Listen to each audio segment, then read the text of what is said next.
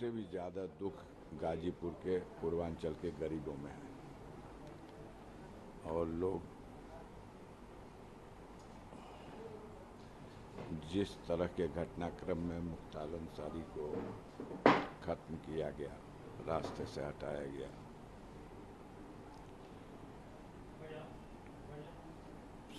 समय आएगा तो आप देखिएगा पूरी तरह से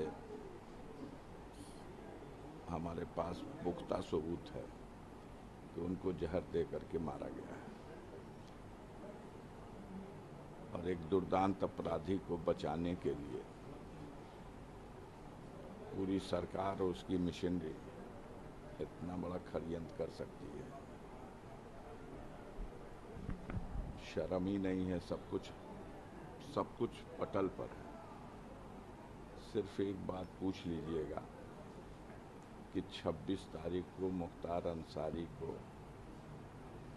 जो न्यायिक अभिरक्षा में बांदा कारागार में थे, उनको मेडिकल कॉलेज क्या भेजा था? कोई सैर करने की तो जगह थी नहीं। सुपरिटेंडेंट कहते हैं हमने 2 बजे उनको भेज दिया क्योंकि हमें डॉक्टरों ने सलाह दिया। 3 डॉक्टरों के पैनल ने कहा कि इनकी हालत सीरियस है, इन्हें मेडिकल कॉलेज भेजा जाए। मेडिकल कॉलेज में उनको 3 बजे 3:30 बजे वहाँ एडमिट किया गया। हम लोगों को एक टेलीग्राम पुलिस के माध्यम से रात में 3 बजे के बाद थाने से आके दिया गया, रेडियोग्राम है कि आप तत्काल मेडिकल कॉलेज बांदा पहुंचिए, मुख्तार अंसारी की हालत चिंताजनक है और उन्हें मेडिकल कॉलेज में सुपरिटेंडेंट जेल ने भर्ती कराया। हम लोग गए वहाँ, वो जेल में हॉस्पिटल में भर्ती थे। उनसे मिलने का बहुत मुश्किल के बाद 5 मिनट का मौका दिया गया और 5 मिनट की मुलाकात में पहली बात उन्होंने कही, उन्होंने पहले से भी मालूम था और उस दिन भी पहली बात यही कही कि भैया ये जहर जो हमको खिला दिए हैं सब, उसका असर इतना बढ़ता जा रहा है कि हम मूर्छित हो जा रहे हैं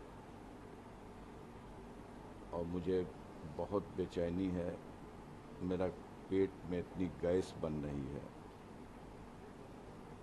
और शरीर की शक्ति खत्म हो गई है, दर्द बहुत है। आज रात में मैं बहुत देर तक, हमें याद नहीं है, बेहोश हो गया था। ये लोग उसी अवस्था में मुझे हॉस्पिटल शिफ्ट कर दिए। यहाँ आने के बाद जब ट्रीटमेंट शुरू हुआ, ऑक्सीजन लगी और ये सब, तो मैं होश में आया। हमने डॉक्टर से पूछा कि कैसे, कौन इलाज कर रहा, तो 2 लोग तो वो मेरे सामने लाए गए जो फार्मासिस्ट थे, और एक डॉक्टर जो आए उन्होंने बताया कि मैं सर्जन हूँ, हार्निया का सर्जन। उन्होंने कहा मुख्तार अंसारी के केस में क्या है? कह देखिए, मैं एक सर्जन हूँ और सर्जन की हैसियत से मैं ये कह रहा हूँ कि इनका कोई सर्जरी का केस नहीं है। तो उसने अपनी बात ढकी अंदाज में कह दिया। मैंने कहा प्रिंसिपल साहब से बात करा दीजिए, मुलाकात करा दीजिए। बताया गया 10 मिनट बाद प्रिंसिपल साहब मिल लेंगे। 10 मिनट बाद कह दिया गया प्रिंसिपल साहब, मेडिकल कॉलेज के प्रिंसिपल, मिलेंगे नहीं, फ़ोन पे बात करेंगे। हमका फ़ोन पे बात करा दीजिए। 10 मिनट बाद फिर कह दिया गया कि नहीं, फ़ोन पे भी बात नहीं कर सकते। तो हमने कहा कि तो ठीक है, टेलीफोन नंबर उनका दे दीजिए।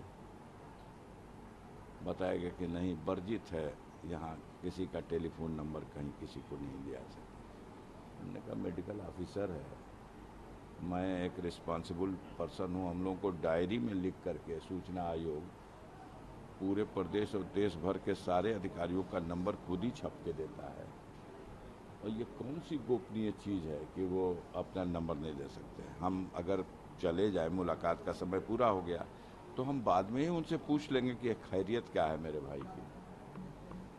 तो उन्होंने कहा सर नंबर नहीं दे सकते, हम लोगों को प्रतिबंधित किया गया।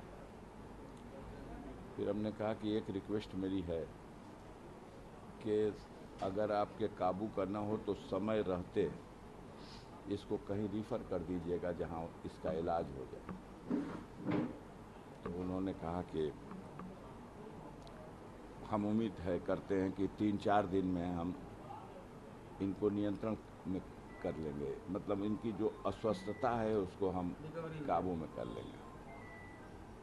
हमने कहा ठीक है डॉक्टर साहब, आप कर लीजिए, हम संतुष्ट हैं, लेकिन अगर आपको आभास हो कि अब मेरे हाथ से निकल रहा तो समय रहते हुए कहीं रिफ़र करिएगा। ऐसा ना हो कि आप ऐसे समय रेफ़र करें कि कहीं कोई जाके भी कुछ न लाभ मिले। तो उन्होंने कहा कि ठीक है, हम आपकी बात समझ गए। मैं मिल के वहाँ से आ रहा हूँ और 2 घंटे के अंदर उस डॉक्टर से लिखवाया गया कि ये मरीज फिट है। जांच के नाम पर एक्सरे और अल्ट्रासाउंड, न लीवर का टेस्ट हुआ, न आमाशय का टेस्ट हुआ। जहर कहाँ लक्षण मिलेगा? 2 ही जगह है, कोई टेस्ट नहीं। और न टेस्ट किया, कोई बात नहीं। एक मरीज आ रहा, उसको आईसीयू में रखते हैं आप, उसको किसी उंगली में ऑक्सीजन लगा है, किसी में नाक में वो, और कहाँ उसी दिन 11 घंटे के बाद वो बिल्कुल फिट है और उसी जेल में वापस, और जेल में वापस गया है तो न वो अपने पलंग पर बैठ सकता था और न पैरों पे खड़ा हो सकता था। उसको व्हील चेयर में डाल के डंगरा के चढ़ा दिए सब भेद। और ये जो 24 घंटा वहाँ रहे, फिर उन लोगों ने मीडिया को ब्रीफ किया, सूचना आयोग के लोगों ने, कि मुख्तार बिल्कुल फिट हैं, सारे जांच से वो कोई कमी नहीं, किसी चालाकी से इस तरह का एक कोई ड्रामा रचा गया था उनके बीमार होने का। कैसा ड्रामा? किसी के घर से तो एडमिट होने गए नहीं थे, हॉस्पिटल ने एडमिट किया है।